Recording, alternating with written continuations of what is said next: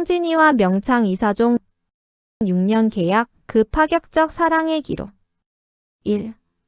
프롤로그 천하의 명기와 조선 최고의 소리꾼. 조선 중종시대 개성을 중심으로 활동하던 황진이는 이미 30대 중반을 넘긴 나이였다. 그녀는 단순한 기생이 아니었다. 뛰어난 시제와 학식, 그리고 예술에 대한 깊은 안목으로 당대 최고의 명기로 이름을 날리고 있었다. 수많은 양반 사대부들이 그녀와 시를 주고받았고 그녀의 풍류를 즐기고자 먼 길도 마다하지 않았다. 하지만 황진이는 이미 인생의 희로애락을 모두 경험한 여인이었다. 젊은 시절의 격정적인 사랑도 겪었고 신분의 벽 앞에서 좌절도 맛보았다. 그녀는 더 이상 젊은 기생처럼 사랑에 눈이 먼 여자가 아니었다. 세상의 이치를 깨달았고 인간관계의 본질을 꿰뚫어보는 지혜를 갖추고 있었다. 이사종은 조선 팔도의 그 이름이 자자한 명창이었다. 그의 소리는 단순히 기교가 뛰어난 것을 넘어서 듣는 이의 영혼을 울리는 힘이 있었다. 양반들조차 그의 소리 앞에서는 신분을 잊고 눈물을 흘렸다. 그는 평민 출신이었지만 재능과 노력으로 당대 최고의 예인으로 인정받았다. 이사종에게는 이미 정식 부인이 있었다. 그녀는 평범한 양가 여인으로 이사종과 혼인하여 두 아이를 낳고 가정을 꾸리고 있었다. 이사종의 부인은 현숙한 여인이었지만 남편의 예술 세계를 깊이 이해하지는 못했다.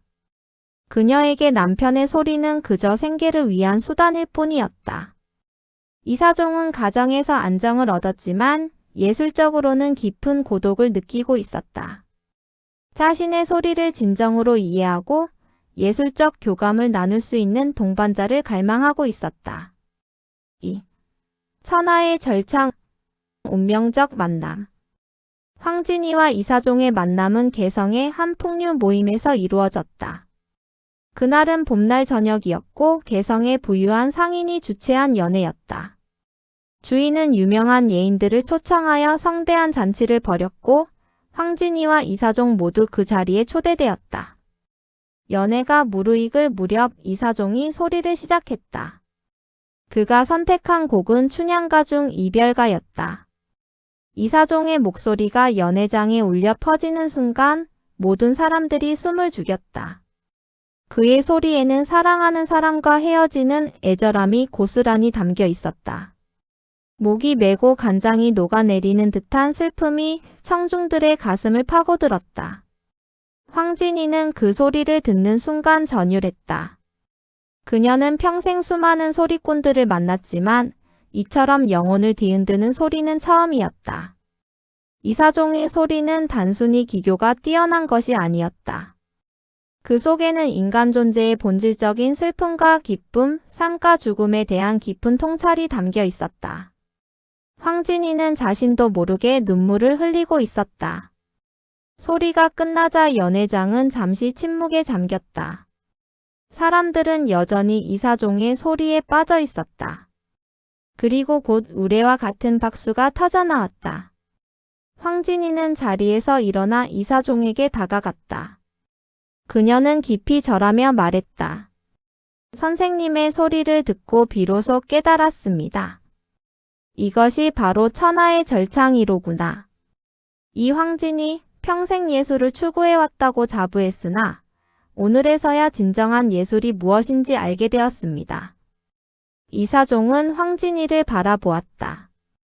그는 이미 그녀의 명성을 익히 들어 알고 있었다. 개성의 명기 황진이 시조에 능하고 학식이 깊은 여인. 하지만 실제로 만난 황진이는 소문으로 듣던 것과는 달랐다. 그녀의 눈빛에는 깊은 지성과 예술에 대한 진지함이 담겨 있었다. 이사종은 정중히 담례하며 말했다. 황낭자의 시조 또한 천하의 명성이 자자하지 않습니까? 제가 오히려 낭자의 시를 배우고 싶습니다. 두 사람은 그날 밤 오랜 시간 대화를 나누었다. 그들은 예술에 대해, 삶에 대해, 그리고 인간의 본성에 대해 이야기했다. 황진이는 자신의 시조를 읊었고 이사종은 그 시조의 곡을 붙여 불렀다. 시와 소리가 만나 새로운 예술이 탄생하는 순간이었다. 두 사람은 서로를 통해 자신의 예술 세계가 확장되는 것을 느꼈다. 이것은 단순한 남녀의 끌림이 아니었다. 두 예술가의 영혼이 공명하는 순간이었다. 3. 파격적 제안 6년 계약의 시작. 첫 만남 이후 황진이와 이사종은 자주 만나기 시작했다. 그들은 서로의 예술 세계를 탐구했고 함께 작품을 창조했다. 황진이는 이사종의 소리를 통해 자신의 시가 새로운 생명을 얻는 것을 보았고 이사종은 황진이의 시를 통해 자신의 소리에 더 깊은 의미를 부여할 수 있었다. 시간이 지나면서 두 사람 사이에는 예술적 교감을 넘어선 깊은 애정이 싹텄다. 하지만 현실은 간단하지 않았다. 이사종에게는 이미 정식 부인과 가정이 있었다. 그리고 황진이는 기생이었다. 조선 사회에서 이러한 관계가 허용되는 유일한 방법은 황진이가 이사종의 첩이 되는 것뿐이었다. 어느 가을날 저녁 황진이는 이사종에게 파격적인 제안을 했다. 두 사람은 개성 외곽의 한적한 정자에서 만나 있었다. 황진이는 차분하면서도 단호한 목소리로 말을 꺼냈다. 이 선생님, 제가 선생님의 첩이 되고자 합니다. 하지만 조건이 있습니다. 우리 딱 6년만 함께 삽시다. 처음 3년은 선생님 댁에서 제가 첩으로 들어가 살겠습니다. 시부모님을 섬기고 본부인을 도우며 첩으로서의 도리를 다하겠습니다. 그 3년 동안은 제가 선생님 가정의 경제에도 보탬이 되도록 하겠습니다. 그리고 나머지 3년은 제 집에서 함께 지내며 제가 생활을 책임지겠습니다. 이사종은 황진이의 말에 크게 놀랐다. 기생이 먼저 첩이 되겠다고 제안하는 것도 이례적인 일인데 그 조건이 더욱 파격적이었다. 6년이라는 기한을 정하고 경제적 부담까지 명확히 나누자는 제안. 이것은 이사종이 지금까지 들어본 것 중 가장 솔직하고 현실적인 제안이었다. 황진이는 계속해서 말했다. 선생님, 우리 둘 다 이미 젊지 않습니다. 저는 30대 중반이고 선생님도 40에 가까우시지 않습니까? 우리는 세상의 이치를 충분히 알고 있는 사람들입니다. 영원한 사랑이나 죽음으로까지 이어지는 열정 같은 것을 이야기하기에는 이미 너무 많은 것을 겪었습니다. 하지만 그렇기 때문에 우리는 더 성숙한 관계를 맺을 수 있습니다. 6년이라는 시간을 정하고 그 시간 동안 온 마음을 다해 사랑하고 예술을 나누는 것입니다. 집착하지 않고 소유하려 하지 않으며 다만 주어진 시간을 최선을 다해 함께하는 것. 그리고 약속한 시간이 되면 미련 없이 헤어지는 것. 이것이 제가 생각하는 가장 아름다운 사랑의 방식입니다. 이사종은 한참을 생각했다. 황진이의 제안은 파격적이었지만 동시에 매우 현실적이고 지혜로웠다. 그는 이미 가정이 있는 사람이었고 황진이를 평생의 반려자로 삼을 수는 없었다. 하지만 6년이라는 정해진 시간 동안 함께한다면 그것은 가능했다. 그리고 황진이가 경제적 부담까지 나누겠다고 제안한 것은 그녀가 단순히 의지할 곳을 찾는 것이 아니라 진정으로 동등한 관계를 원한다는 의미였다. 이사종은 황진이의 손을 잡으며 말했다. 좋습니다. 우리 6년 동안 온 마음을 다해 사랑하고 예술을 나눕시다. 그리고 6년이 지나면 서로에게 미련 없이 각자의 길을 가기로 합시다. 황진이는 미소 지으며 고개를 끄덕였다. 그렇게 약속합시다. 이것이 우리 같은 사람들이 할 수 있는 가장 성숙하고 아름다운 사랑입니다. 4. 첫 3년 이사종의 집에서 약속대로 황진이는 이사종의 첩으로 그의 집에 들어갔다. 이사종의 집은 개성의 평범한 동네에 위치한 작은 기와집이었다. 이사종의 부모님은 이미 연로하셨고 본부인은 두 아이를 키우며 가정을 꾸려가고 있었다. 황진이가 첩으로 들어온다는 소식에 이사종의 가족들은 복잡한 심경이었다. 본부인은 당연히 반갑지 않았다. 하지만 조선시대의 남자가 첩을 두는 것은 흔한 일이었고 특히 황진이처럼 명성 있는 기생을 첩으로 맞이하는 것은 어떤 면에서는 집안의 위신을 높이는 일이기도 했다. 게다가 황진이가 경제적으로 보탬이 될 것이라는 소식은 가족들에게 적지 않은 위안이 되었다. 황진이는 이사종의 집에 들어가자마자 첩으로서의 도리를 다했다. 그녀는 매일 아침 일찍 일어나 시부모님께 문안을 드렸고 본부인을 정성껏 대했다. 시부모님의 식사를 챙기고 빨래와 청소를 도왔으며 아이들을 돌보기도 했다. 개성의 명기였던 그녀가 평범한 가정의 첩으로 들어와 온갖 집안일을 마다하지 않는 모습에 가족들은 점차 마음을 열기 시작했다. 특히 시부모님은 황진이를 좋아하게 되었다. 황진이는 학식이 깊고 예절이 바른 여인이었다. 그녀는 시부모님과 이야기를 나누며 옛날 이야기를 들려드렸고 때로는 시를 읊어 즐겁게 해드렸다.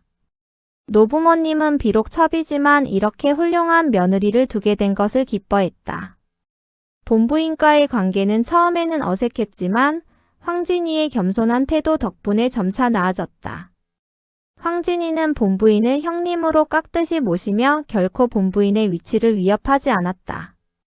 그녀는 항상 본부인을 정실로 대우하며 공손하게 대했고 집안의 중요한 결정에서는 본부인의 의견을 먼저 구했다. 또한 본부인의 자녀들을 친자식처럼 아꼈다. 황진이의 이러한 태도에 본부인도 점차 경계를 풀었고 때로는 황진이와 속마음을 나누기도 했다. 황진이가 가장 신경 쓴 것은 경제적 기여였다. 그녀는 여전히 명기로서의 명성을 유지하고 있었고 품격 있는 모임에 참석하여 시조를 읊고 풍류를 즐기며 적지 않은 수입을 올렸다. 그녀가 벌어들인 많은 돈을 이사종의 집을 위해 쓰기도 했다. 집을 수리하고 시부모님의 약값을 대고 아이들의 교육비도 보탰다. 이사종의 소리꾼 일은 수입이 불규칙했기에 황진이의 경제적 기여는 가정에 큰 도움이 되었다. 시어머니는 황진이를 무척 아꼈다. 어느 날 시어머니는 황진이의 손을 잡으며 말했다. 내가 비록 첩의 신분으로 왔지만 너처럼 효성스럽고 현숙한 며느리는 본 적이 없구나. 우리 집안에 와줘서 고맙다. 하지만 황진이와 이사종의 관계는 단순히 가정 내의 역할로만 규정되지 않았다. 밤이 되면 두 사람은 함께 예술을 나누었다. 황진이는 시조를 지었고 이사종은 그 시조에 곡을 붙여 함께 불렀다. 그들은 함께 새로운 작품을 창조했고 서로의 예술 세계를 더욱 깊이 탐구했다. 이것이 그들이 함께하는 진정한 이유였다. 팔도 유람 예술의 여장. 첫 3년 동안 황진이와 이사종은 틈틈이 조선 팔도를 유람했다. 이사종은 각지의 잔치와 행사에 초청받았고 황진이는 그와 함께 동행했다. 그들은 단순히 공연을 위해 여행한 것이 아니라 조선의 아름다운 자연과 다양한 문화를 경험하며 예술적 영감을 얻었다. 그들은 먼저 금강산을 찾았다. 만물상의 기암괴석과 구룡폭포의 장엄한 물줄기 앞에서 두 사람은 자연의 위대함에 경탄했다. 황진이는 금강산을 주제로 여러 편의 시조를 지었다. 천봉만봉이 다 제각각인데 어느 것 하나 아름답지 않은 것이 없구나.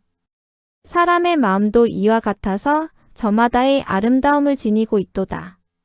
이사종은 황진이의 시조에 곡을 붙여 불렀고 그 소리는 산골짜기에 울려 퍼졌다. 관동팔경을 돌며 그들은 동해의 푸른 바다를 보았다. 총석정의 절벽 위에서 파도 소리를 들으며 이사종은 소리를 불렀다. 그의 소리에는 바다의 웅장함과 인간의 자금이 함께 담겨 있었다. 청중들은 눈물을 흘리며 그의 소리를 들었다. 황진이는 이사종의 소리를 듣고 깊은 영감을 받아 또 다른 시조를 지었다. 전라도의 광주와 나주를 거쳐 남해안으로 내려간 그들은 따뜻한 남쪽의 정취를 느꼈다. 전라도 사람들의 구성진 소리와 흥겨운 가락은 이사종에게 새로운 음악적 자극을 주었다.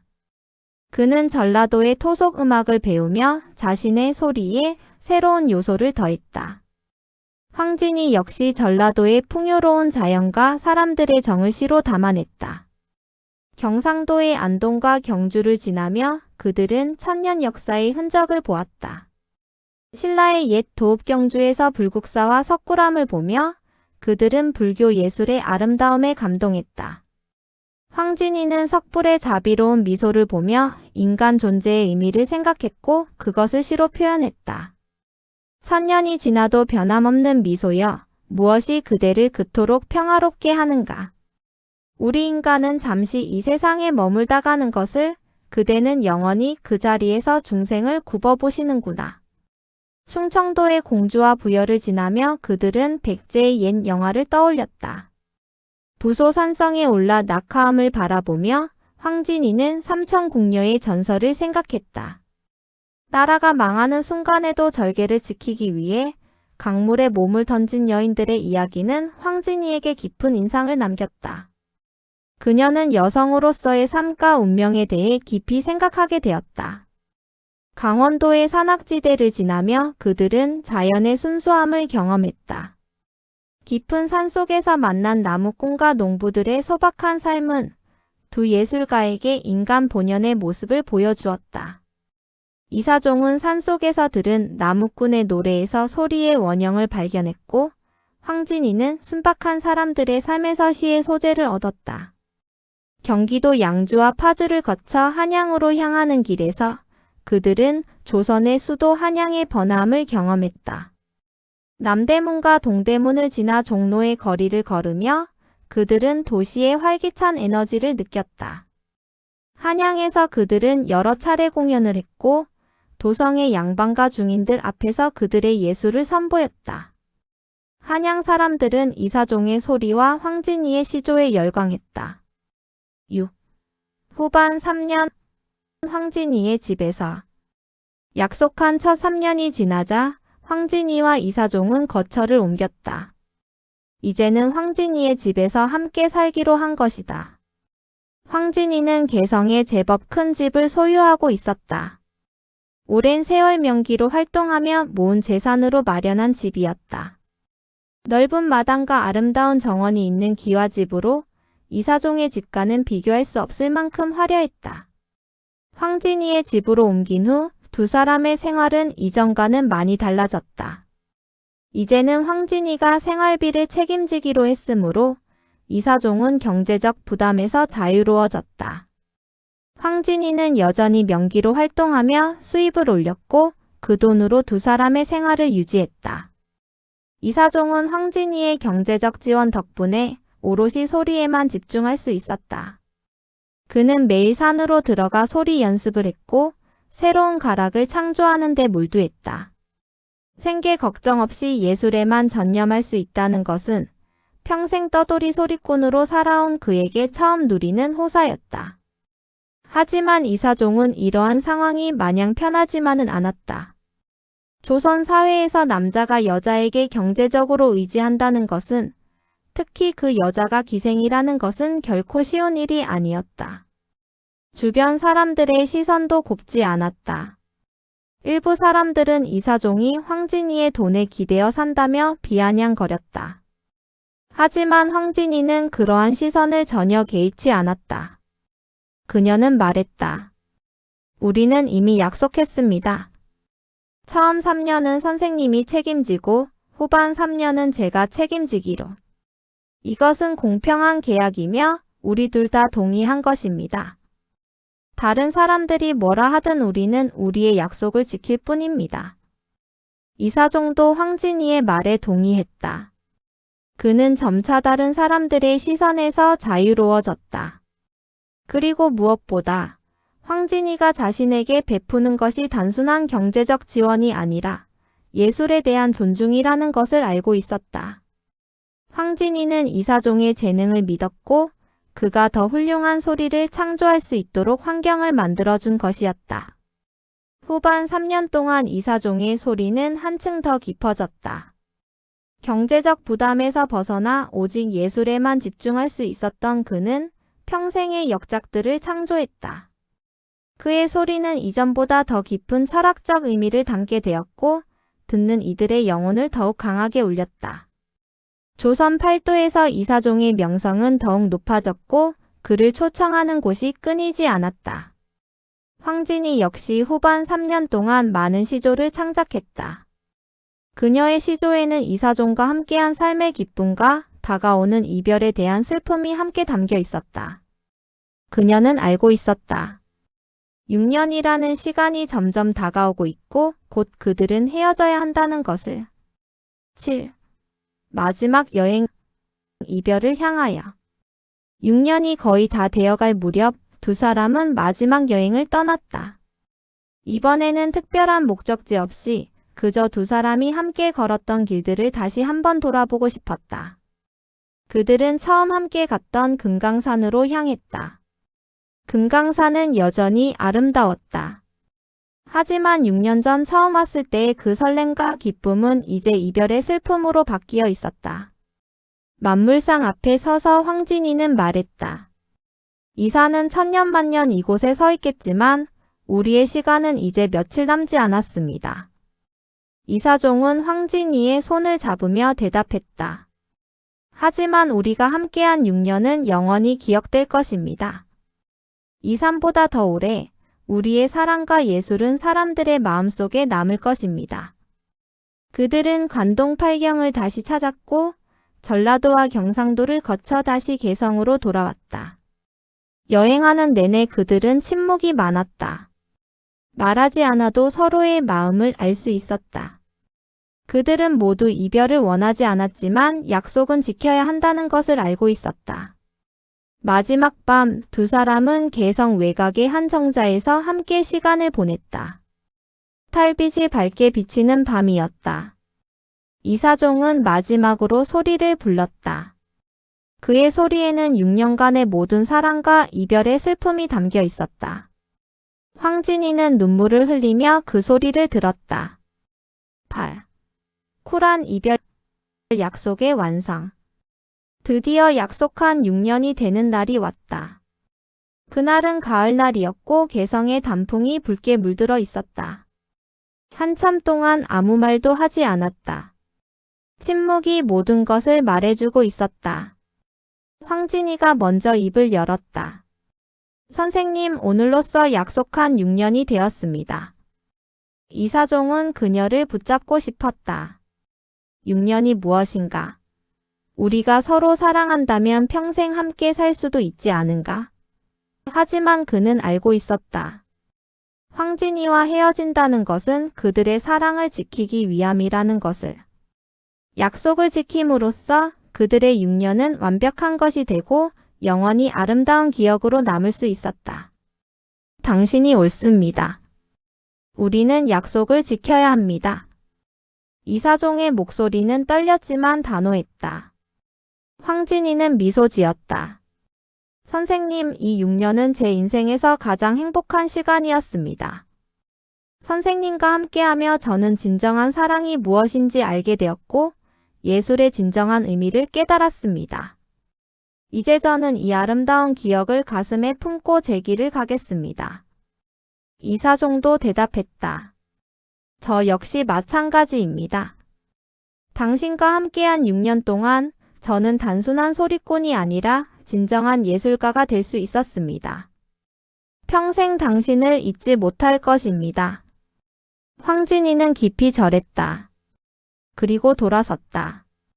이사종도 돌아서서 걸음을 옮겼다. 뒤돌아보지 않고 걸어갔다. 눈물이 흘렀지만 그는 그녀를 붙잡을 수 없었다. 이사종은 멀어져 갔다. 그와 마찬가지로 그녀는 단 한 번도 뒤를 돌아보지 않았다.